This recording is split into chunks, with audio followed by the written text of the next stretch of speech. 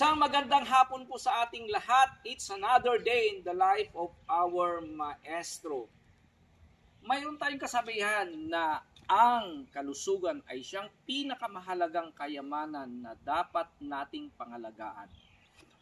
Dahil ang kalusugan ay ating pundasyon sa ating kakayahan upang maabot natin ang ating mga pangarap, lahat ng ating mga minimithi, lahat ng ating mga gawain sa ating pag-aaral at sa ating pakikisalamuha sa ating kapwa at sa ating pang-araw-araw na gawain sa buhay. Sa araw pong ito, iyong matutunghayan ang ating pagmimisyon tungkol sa pangkalusugan. At sa ikalawang pagkakataon po, nagpadala na naman po ang ating napakabait na sponsor na si Sir Philip Norton or the Norton family. Siya po ay nagpadala ng $400 po. Okay? At ang sabi ni Sir Philip, you are going to use that maybe for medicine and for the foods of those who really need it. At bago po tayo pupunta sa ating pagmimisyon, ay gaya ng ginawa natin, in-scout muna natin kung sino at pinag-isipang mabuti kung sino ang magiging recipient natin sa ikalawang pagmimisyon na galing po kay Sir Philip Norton. Kaya naisipan ko ang ating unang pagmimisyon at tiningnan ko kung sino ang uunahin natin na bibigyan sa kanila. At ang nakita po natin na mauuna ay yung mga bedridden at yung may malalang sakit at kung sino talaga ang sobrang nahihirapan lalo na sa pinansyal upang sa ganun ay magampanan nila yung pang-araw-araw na pangtustos sa kanilang panggamot. At isang nakakalungkot na balita po mga kababayan dahil isa po sa mga natulungan natin nung una nating pagmimisyon ay pumanaw na po. Sana po ay nandun na siya sa ng ating Lord sa heaven. And then nagpapasalamat ang kanyang pamilya dahil kahit paano ay nakapagbigay po tayo ng kasiyahan bago po siya pumanaw. At sana po sa ating pagmimisyong ito ay makapagbibigay na naman po tayo ng kasiyahan lalong-lalo na sa mga nangangailangang may sakit at sa kanilang pamilya. Again, thank you very much, Sir Philip Norton, for trusting me, for trusting our humble channel na may patupad po ang gusto nyong ipaabot sa ating mga kababayang nangangailangan. And also, thank you very much po, Sir Philip and your family sa birthday gift niyo po sa akin. So, bago po tayo pupunta, ay dito, inayos ko na po dito. Dito ko ilinagay sa school muna. Dito ko nakita natin na una nating pupuntahan ng mga bedridden at may sakit. So, kasi karamihan sa kanila ay bedridden, nangangailangan sila ng pampers. Kaya kumuha na tayo ng pampers, mga alcohol, may wipes, and then may binigyan din natin sila ng gatas. Kasi karamihan sa kanila ay mga senior citizen na. And then, mayroon din tayong bibigay na kakainin nila. And then also, nung bumisita ako, isa sa kanila ay talagang nangangailangan po ng kanyang inhaler. Kasi grabe na po yung asthma niya. Mayroon ding gamot dito. Yan po. Okay. So ito po lahat ang ating ibibigay sa araw na ito. Let's G! So medyo na-delay po tayo kasi nasiraan po tayo ng motor kaya I have to rent tricycle na naman sa ating pagdimisyon sa araw na ito. Okay, so dito na lahat. Okay, so ayan. Lagyan natin dito isa-isa yung bibigyan natin sa mga recipient natin.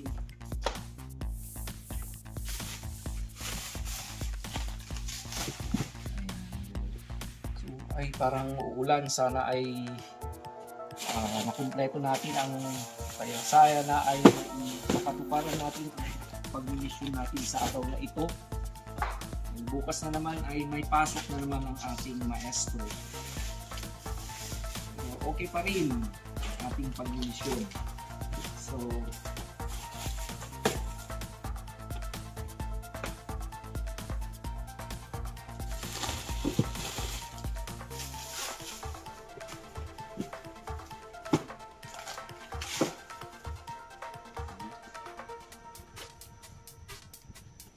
okay, so let's go.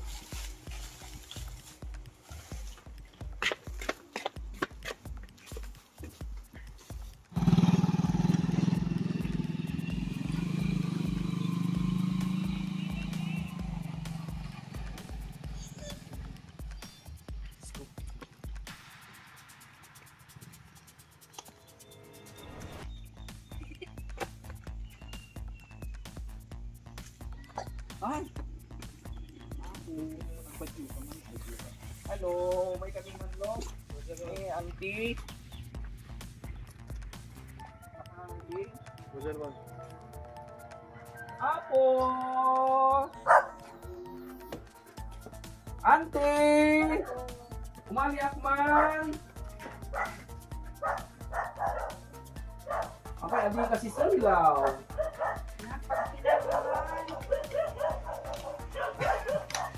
Mag-light. Walang light si Ante. Ayan, perfect. Kumusta ka, Ante? Wow, bagong ligo. Okay, makichika muna na tayo kay Ante. Kumusta ka man, Ante? May baon na naman ako para sa iyo, ah. Yan. May pampers ka, hindi ka may wipes ka na naman. Okay, may alcohol. Oh, kailangan mo rin ng gatas. Yan, para lumakas ka, ah. Kumana rin ako ng tinapay at may palaman para mag-ano ka naman. Mabusog ka dapat para makalakad ka na. And then may konting ano dito, noodles, Auntie, ah. Oh, ayan na naman. May padala na naman na sa iyo si Uncle Philip Norton. Yan, from USA. Nagbigay. Thank you po. Thank you. Okay. So, ayan. So actually, ano ka pa yun, Auntie? Na stroke ka ba? Na-stroke. Na-stroke. Tapos nahulog. So ayan, nahulog ko siya. And then, Kasi mismo ako may gate. Tapos walang ilaw. Gabi. Pala yung kumot ko, hindi ko natanggal sa paa ko. Nakapulipol. So oo. Tingnan mo naman talaga, accident talaga. Kaya nang sinabi natin, yeah, accident may happen in your least expected moment. Ngayon ang sinabi nila. So, may aksidente nga. So, makabangon ka matante, pulos. Ibangon na ka na. Dati, nakatugawak lang. Kasi kung talaga kaya hindi ko kaya, masakit masyado. Hindi ako makatulog sa gabi. Kahit nakaupo lang ako, makirot. Talagang sakit. Bali dahitan anti na bali. Di ba sinimento? Ano na kung mamabalin na hindi pwede. Naka-schedule ti wag ko ma. Oo. Ti operasyon ko di 2022 sa. Pero oo. Hindi natuloy kasi hindi naman sila pumayag na. Kasi mahirap naman lumabas nung pandemic. So tataanti hindi na pwedeng mo-opera yan. Matanda ka na. Matanda na ako. Sakang ako ng bayat. Ilang taon ka na, ante? 72 ko na. Oh, 72 na. At least pigsa ka mat ante niya. Hindi lumakas. Lakad lang ang kulang. Basta nabali. Okay. Tapos nag-crack pa. Nag-crack na. Nag-crack kasi nabuong na. parang nabasag daw na baso. Pag nag-crack na, sa bagay, ganun na talaga pag matatanda. Hindi na yan basta-basta makakabalik. Malakas yung asawa niya, pero siya ang Na-atake rin nauna. kasi Ay, naatake pa. na-atake rin. Matagal ng bedridden. Manong taon mo bedridden yan, auntie? 4 years. 4 years na siyang bedridden. Pero at least, auntie, talagang malakas ang ano mo. Hindi gaya nung isa. Kasi yung isang pinasyalan namin, auntie, nakasama nyo ng first namatay na. Sa Nagaparan. Basta babae, hindi ko na alam ang pangalan. Na bedridden din. Namatay. Auntie, thank you.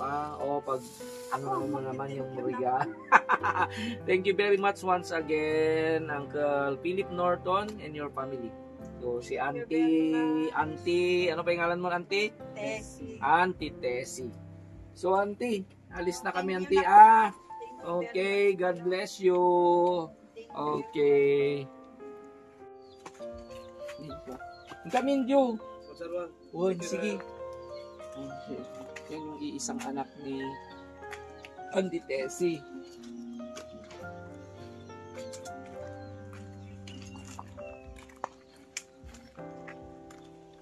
Dito na tayo sa ikalawang mission natin kay Lola Castora. Isa rin sa mga bedridden, yung yan, accidentally dito pala. Yung si Lola ay may Alzheimer's disease. Nangyari pala nung December ay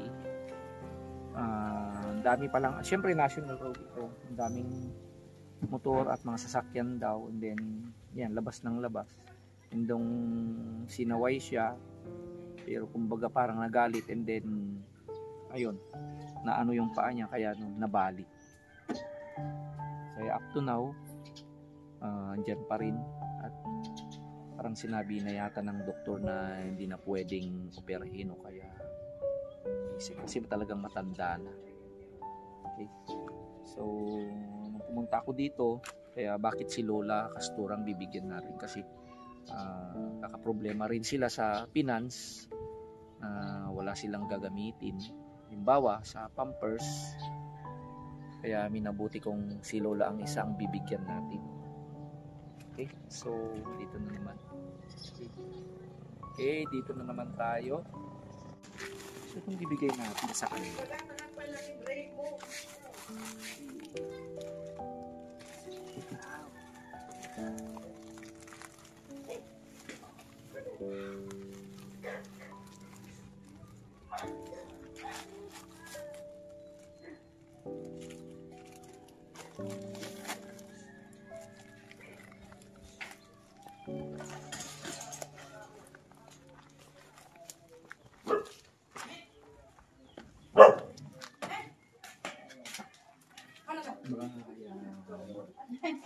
Hello! Ay, may aso. Hello, may bisita si Lola.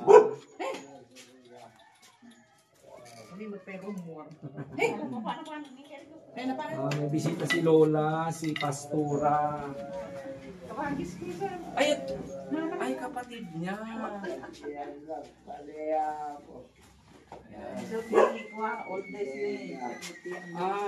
Si Pastora pala. Okay lang, may video ka, Pastora. Si Pastora pala ay kapatid ni Lola Pastora. Lola! Kumusta ka? Oh. Masakit? Aray ko. Oh, ayan, masakit. Aray ko. Hindi na kaya. Gusto mong bumangon? Kaya mo bumangon? Punta niyo kalsada? Na. Siyempre, mahirap naman ang nakahiga kung ilang buwan na. Kaya mo nakatirin mo. Ang asyak ni Raymond, kaya mo bangka? Gusto mong maglakad? Latayo ka kung gusto mo. Nangankan.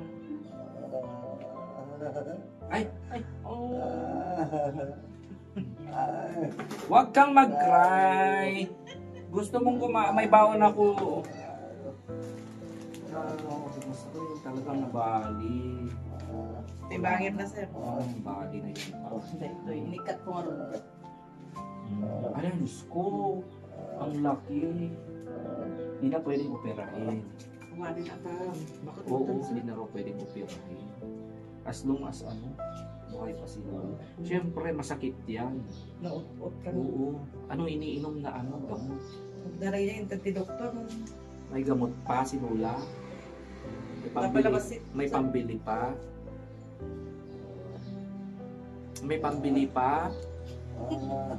Wala na sir. Ay, wala na. Dapat uminom si Lola. So, bago yan, yan, hindi niya na problemahin. Parang wala ng pampers si Lola. Buti naman.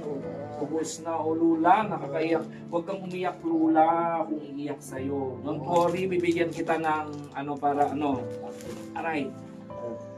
So, ito, ito ang gatas na painom natin, angin, para sabon. Ito rin gatas. Okay. Grabe kasi si Lola. And then, makakakain pa siya ng tinapay. Doon sa isang puti ko. Yan pwede. Isaw-saw ko. Isaw-saw ng kape. Ay, gatas yan. Pero may kunti tayo. May palaman din. Pakainin. May kunting noodle dito. So, ito may alcohol. Wipes. Yan. Ayan, nahawa ko na ko ni Lola, gustong bumangon. So, ni Irene. Thank you, sir. So, ayan. So, galing po ito kay Uncle Philip Norton. Philip Norton yung sponsor ni Lola. So, Maraming salamat po.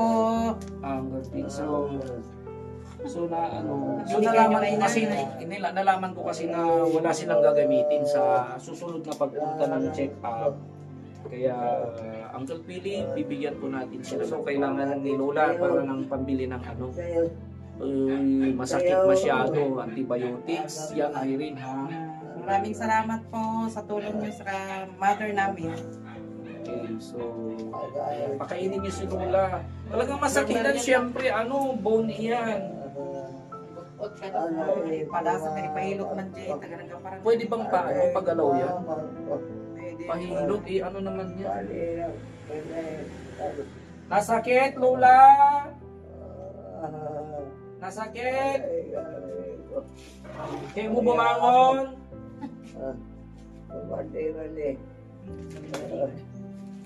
Ano ka kayat mo kanan? Lumtaw ta kalayad na.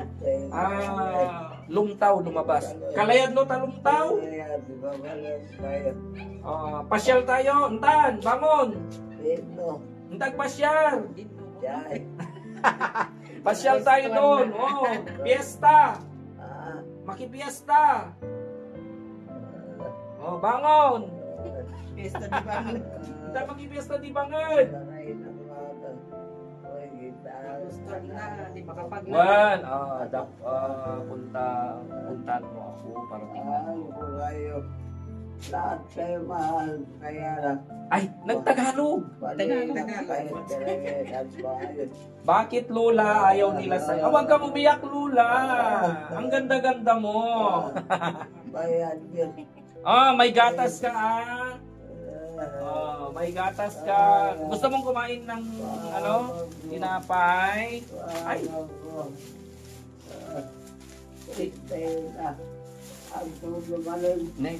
Ay! Ilang taon ka na, Lola? 91 years old. 91 years old. Kilala mo ako, Lola. Amam muna.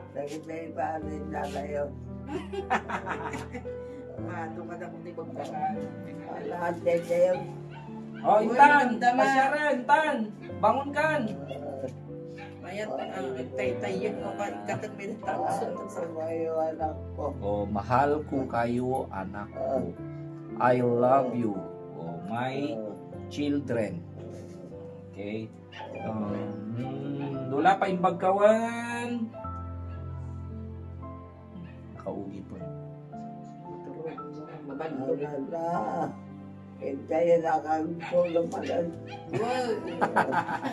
Uulan na naman daw. So, Gatasan. Anak ko. Dumatay ko. Energy mo. Ito pa inom. Ay, energy. Ito, pang ano. Mas maganda to para sa bone. Pakain. So may tendensita ni doktor kanya. Ay, ito ang sinabi ng doktor. Hindi sa akin. Ay, sige. Kasi mas, kung be careful, puro para hindi kayo rin ma-accident. Kasi pag na-accident yung mga matatanda, mahirap na. So,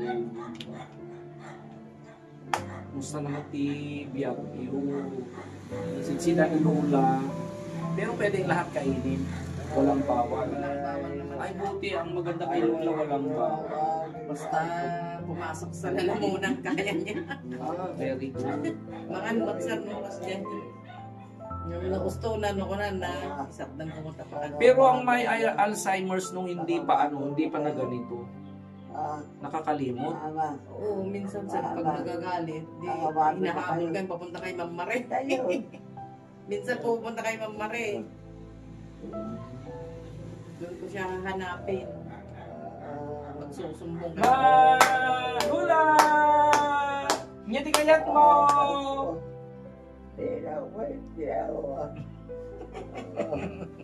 Siyempre, Okay ni mother mo, sir. nasa Manilang mother ko. She's already almost 85 din. Ay, di ba? Pero nasa kapatid. Dito rin pa, nakukuha na rin. Awang-awa na ako kay Lola. Sa kanyang mapagmahal na haplos, idinantay ko na lamang ang aking ulo sa kanyang kamay. Lola, minum ka te agas man. Ay, kung mabalin yung kaawat, Bahala na kayo. Thank you. Maraming salamat, sir. So once again, Uncle Philip Norton and family, maraming salamat po sa pinahatid natin kay Lola Castro. Sana ay magtagal pa si Lola. Sana makarecover pa. Kasi yan, kailangan talaga yan. May iniinom kasi talagang masakit. Kanda, sir. Okay. Tanda na kasi. Pausapin nyo na lang si Lola. Talagang ganyan. Lola! Nako na! Agutong ako! Gawin lang. Alis na ako, sabi ko, hawakan. Okay? So, marunong. Bye-bye! Nako, Lola. Kanyang pastura, Irene, Aman, sir.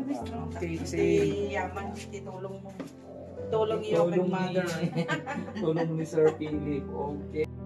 Habang papalabas ako sa kanilang bahay, ay damang-dama ko ang kirot na nararamdaman ni Lola.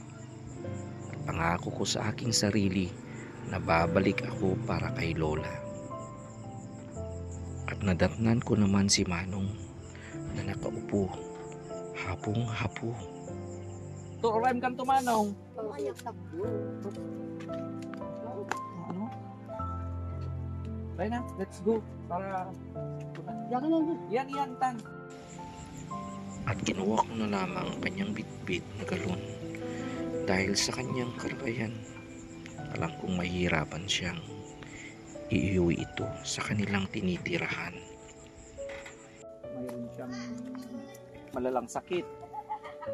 Malala ang kanyang asma at napay manong at saka sa prostate. Saka may anak pang maliliit. Ba't ikaw pang nagsasalok manong? Ba't yung mga maliliit, kahit maliliit dapat Hindi ko tayo yung nagduman ha? kahit maliliit na dapat masanay na rin siya. 9 years ako. Kasama ko sa Macdo ng basketball. Hintayin natin manong, then may kukunin lang ako para sa'yo.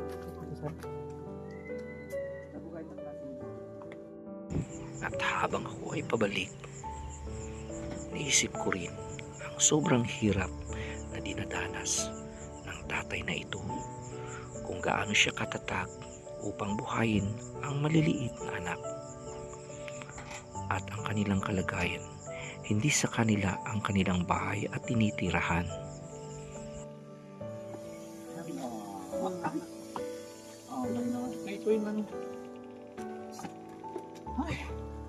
dalawa pang maliliit na anak. Ano pakita?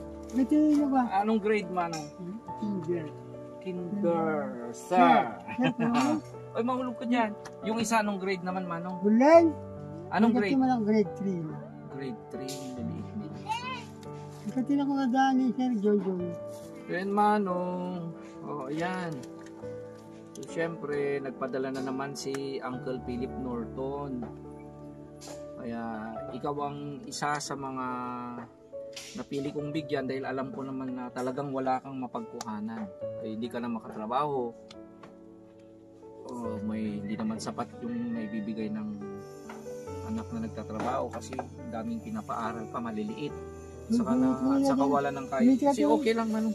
Di Manong ama yung kung kinong dito dapat ang inumin mo, wag kang magkape. Yan, adult. Maggatas ka. Saka, yan. Mayroon kang bread. Saka, may palaman. Ay, hindi to lahat yun. At saka, ito Manong, may noodle yan. Yan, may wipes. Bakit may wipes at yung alcohol? Kasi Manong yung ginagamit mo na inhaler. Pwedeng pakuha mo dito Manong sa bat. Okay. Pwedeng pakuha mo para paano natin gamitin ito. Oo, yung para linis. Bago iyan Manong. So, kasi problema palagi ni Manong ng ganito kasi talagang grabe. So, pag lumalabas kinakailangan niya ng itong inhaler mo Manong. Dalawa na ito. Isang buwan dito Manong? More than?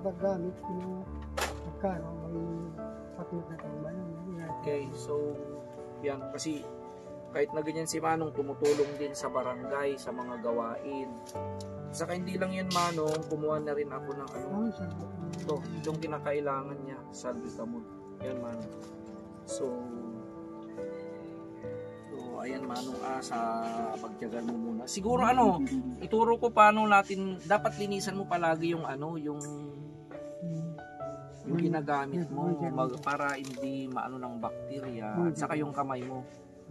So, linisan mo palagi, mag-alcohol ka. Saka huwag kang masyadong magpagod Manong kasi hindi mo na kaya. Kinder naman ito. Okay, yung grade 9. Grade 3? Ay, grade 3. So, dapat na rin ay kahit kunti-kunti lang na siya naghuhugas. Ito naman masarap yung nagsagat-sagat niya. Hi, sir. Hello. So okay na tumanong sana so once again galing pa Uncle Philip Norton, baka gusto mong kumustahin si Uncle Philip, Sir Philip Norton. Sir, Ilocano? Tagalog? Amerikano, kahit Tagalog na. Kumusta po kayo sir?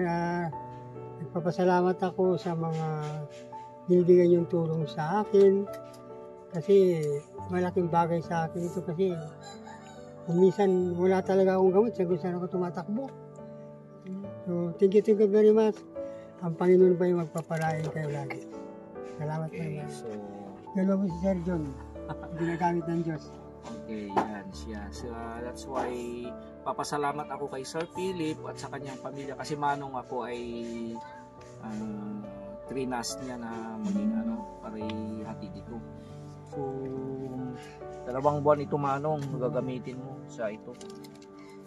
Ayan mo, pag may naman tayo, may blessing na naman tayo, pray lang tayo Manong. Sa bagay si Manong ay isang pastor. Pero kinakaya mo pang mag-preach Manong? Wala na pagkatanghali na wala na. Nagpipray na lang ako. Ako na lang mag-pray, gano'n. Kung wala talagang mag-preach, ako talaga. Pero kinakaya pa.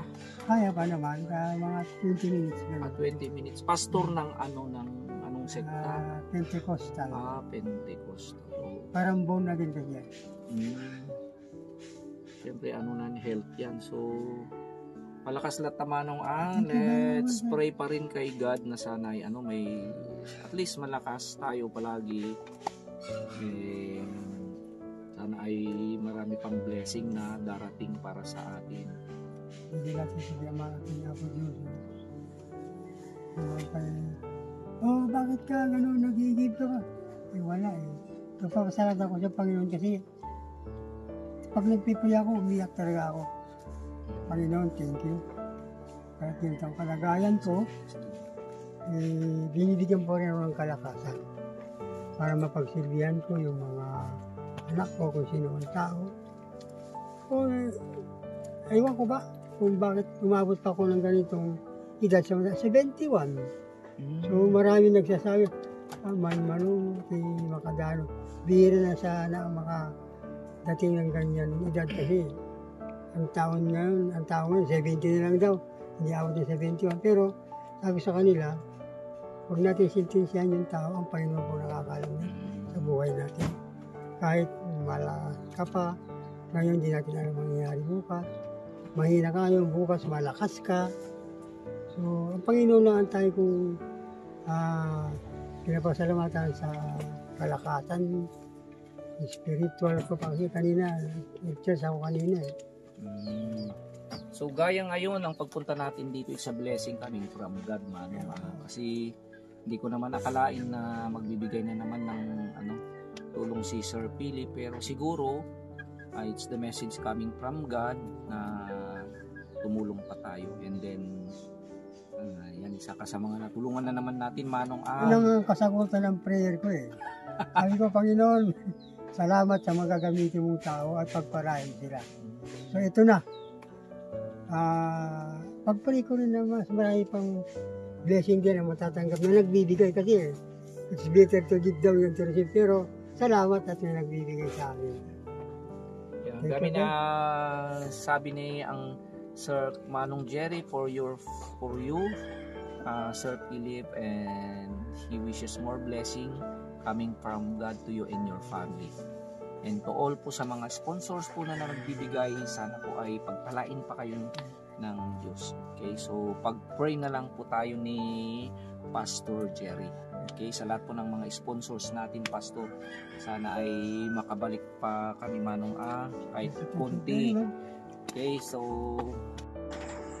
At sa aking pagpapaalam, nakita ko kung gaano siya katatag sa kanyang pananampalataya at kanyang pagiging isang mapagmahal na ama na di ko minsan nadama simula ng aking pagkabata. Ngunit nagpapasalamat pa rin ako dahil nagkaroon din ako ng isang ama kung bakit nandito ako ngayon sa mundong ito.